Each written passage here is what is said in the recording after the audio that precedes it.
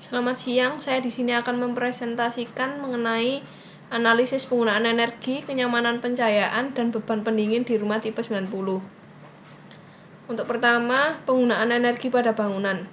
Efisiensi energi adalah usaha yang dilakukan dengan tujuan untuk mengurangi jumlah energi yang dibutuhkan dalam menggunakan sebuah peralatan atau bahkan sistem yang berhubungan dengan energi. Penghematan energi merupakan bagian penting dari pencegahan atau mengurangi perubahan iklim yang akan terjadi. Berikut adalah tabel biaya konsumsi penggunaan listrik pada rumah-rumah di Indonesia. Di sini rumah tipe 90 menggunakan R2 dengan batas daya 3500 volt ampere dan biaya pemakaiannya 1467,28 kWh dan termasuk rumah tangga menengah. Di sini hasil perhitungan penggunaan energi yang ada pada rumah tipe 90. Untuk pertama, HP sebesar 18 kWh per bulan, atau HP di sini itu saya ukurnya langsung saya jadikan per bulan. Di sini dapat terlihat bahwa yang terbesar adalah dispenser dengan 324 kWh per bulan. Dan yang kedua ada AC 252 kWh per bulan. Kemudian yang paling sedikit penggunaannya adalah WiFi, yaitu sebesar 17,28 kWh per bulan. Total penggunaan energi pada rumah tipe 90 ini yaitu 1027,8 kWh per bulan. Berikut ini adalah bahkan grafik konsumsi energi pada rumah tipe 90. Dapat dilihat bahwa dispenser sebesar 32%. Di sini dispenser menggunakan mengeluarkan daya listrik terbanyak, membutuhkan daya listrik terbanyak. Dan kemudian AC dan yang paling sedikit adalah WiFi, HP, kemudian TV.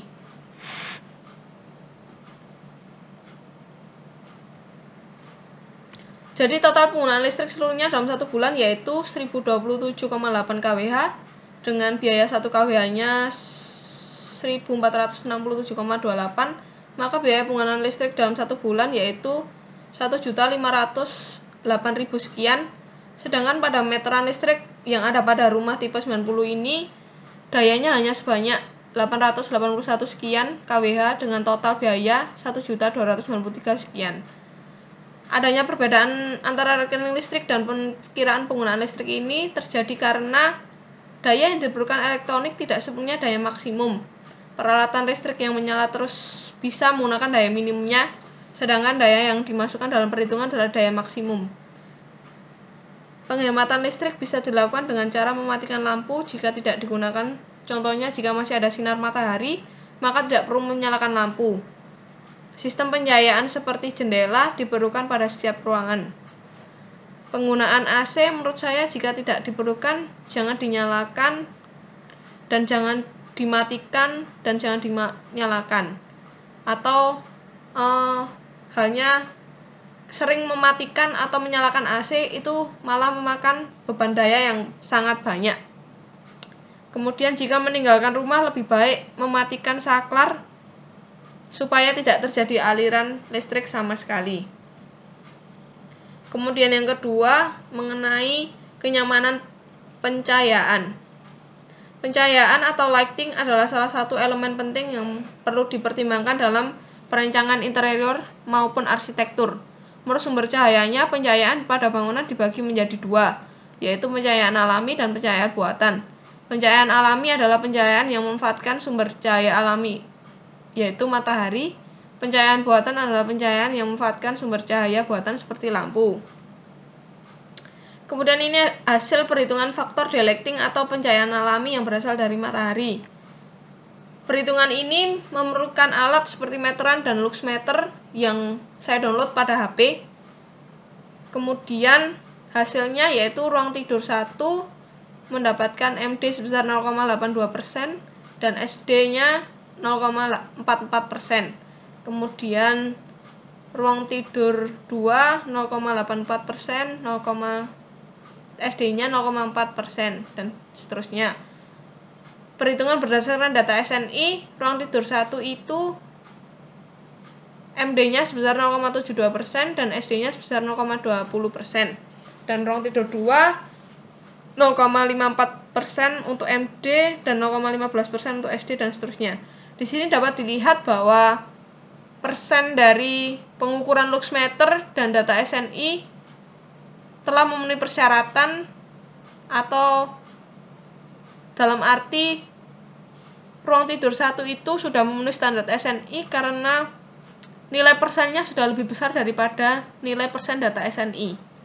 Seperti contoh ruang tidur 1 MD-nya sebesar 0,82%, sedangkan menurut standar SNI 0,72% untuk MD-nya.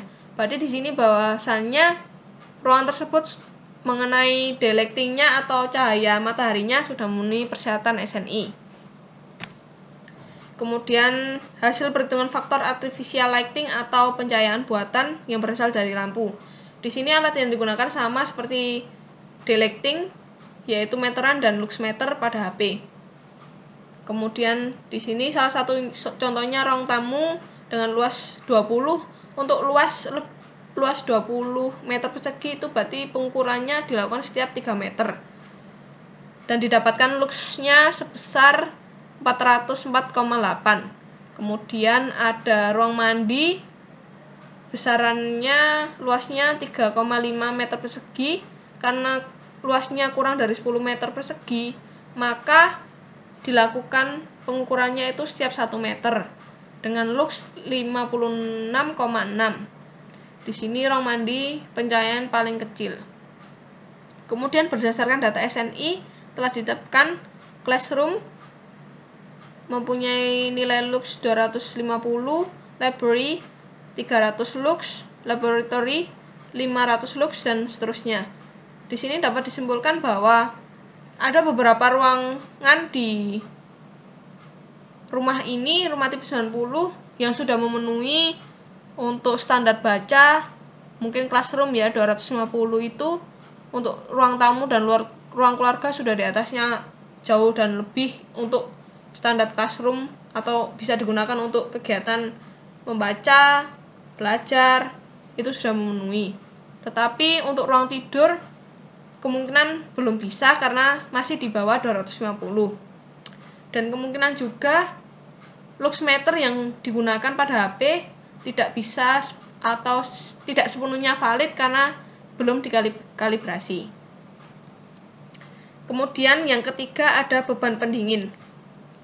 Cooling load atau beban pendingin merupakan jumlah energi panas yang harus dipindahkan yang berasal dari ruangan itu sendiri maupun tambahan panas dari luar agar temperatur dalam ruangan tersebut tetap terjaga. Jadi cooling load itu ada 2 sumber, yaitu eksternal dan internal. Eksternal itu terbagi menjadi beban transmisi, yaitu seperti dinding luar, atap, dan kaca. Kemudian beban radiasi matahari melalui kaca, dan beban ventilasi dan infiltrasi. Sedangkan sumber internal itu yaitu beban partisi seperti langit-langit dan lantai, beban penerangan, beban penghuni. Beban penghuni itu orang yang menghuni pada ruangan tersebut, kemudian beban peralatan listrik. Di situ tertera juga rumus untuk mencari masing-masing beban tersebut. Kemudian ini hasil perhitungan cooling load yang telah saya lakukan.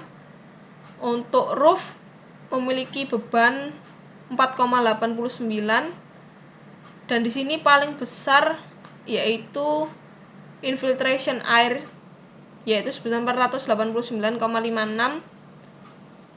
dan paling kecil adalah lighting hanya 1,98 watt itu bebannya dengan total bebannya yaitu 1248,454. Jika diasumsikan pada bangunan ini digunakan AC dengan nilai watt 400 watt dan COP 3,27, maka dapat dihitung nilai Q-nya atau bebannya juga, beban pada AC-nya, yaitu didapatkan beban pada AC-nya 1308 watt. Nilai Q AC atau beban AC didapatkan sebesar sekian, maka Ki AC atau beban AC lebih besar daripada beban yang ada pada ruangan tersebut. Hal tersebut sudah sesuai dengan ketentuan yang telah ditetapkan, sehingga Ki pada AC dapat mengeluarkan panas yang tercipta. Atau yang dimaksud di sini adalah beban yang ada pada AC itu dapat mengeluarkan panas atau beban yang ada pada ruangan. Jadi dapat disimpulkan bahwa ruangan tersebut dapat dingin jika digunakan AC 400 watt dengan COP 3,27. Sekian presentasi yang dapat saya sampaikan. Apabila ada kesalahan, mohon maaf. Terima kasih.